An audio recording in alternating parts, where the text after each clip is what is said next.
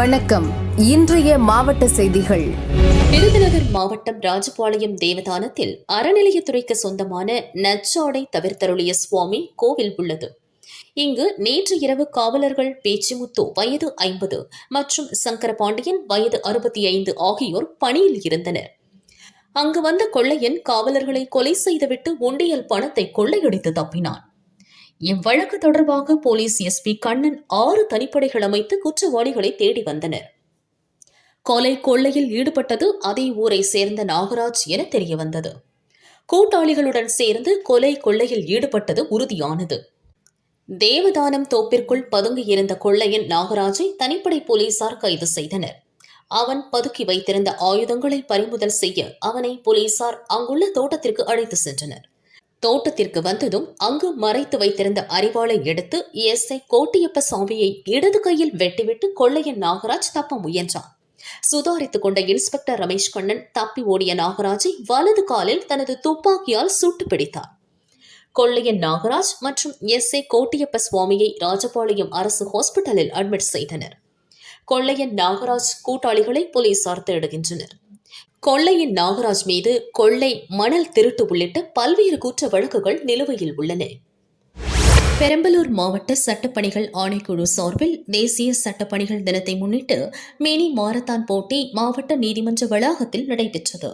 போட்டியை நீதிபதி பத்மநாபன் துவக்கி வைத்தார். இருபாலருக்கும் தனித்தனியாக போட்டிகள் நடத்தப்பட்டன. மினி மாரத்தான் நீதிமன்றத்தில் இருந்து பாலக்கரை சென்று மீண்டும் நீதிமன்றத்தில் நிறைவடைந்தது. முதல் 3 இடங்களை பிடித்த இருபாலருக்கும் பரிசு, சான்றிதழை நீதிபதி பத்மநாபன் வழங்கினார். பங்கேற்ற அனைவருக்கும் பாராட்டு சான்றிதழ்கள் வழங்கப்பட்டன. இதில் மாவட்ட சட்டப்பணிகள் ஆணைக்குழு நிர்வாகிகள், நீதிபதிகள், வழக்கறிஞர்கள், பணியாளர்கள், பயிற்றுநர்கள், விளையாட்டு வீரர்கள் பங்கேற்றனர்.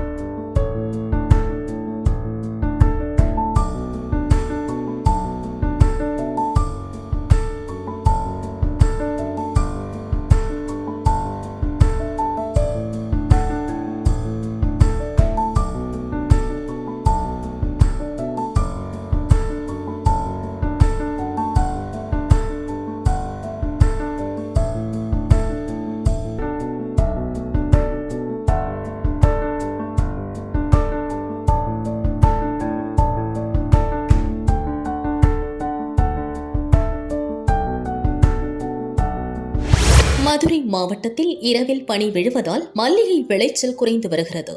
முகூர்த்தம், சுப நிகழ்ச்சிகள் இல்லாததால் பூக்களின் விற்பனையும் குறைந்துள்ளது. மதுரை பூ மார்க்கெட்டிற்கு பூக்கள் வரத்து குறைந்ததால் விலை உயர்ந்தது. பூக்கள் விலை கிலோவிற்கு மல்லிகை 700, பிச்சி 350, முல்லை 300, செவ்வந்தி 150, சம்பங்கி 20, செண்டு மல்லி 60, கனகாம்பரம் 500, ரோஸ் 150, பட்டன் ரோஸ் 180, பன்னீர் ரோஸ் 200, கோழிக்கொண்டை 80, அரளி 250, தாமரை 1 15.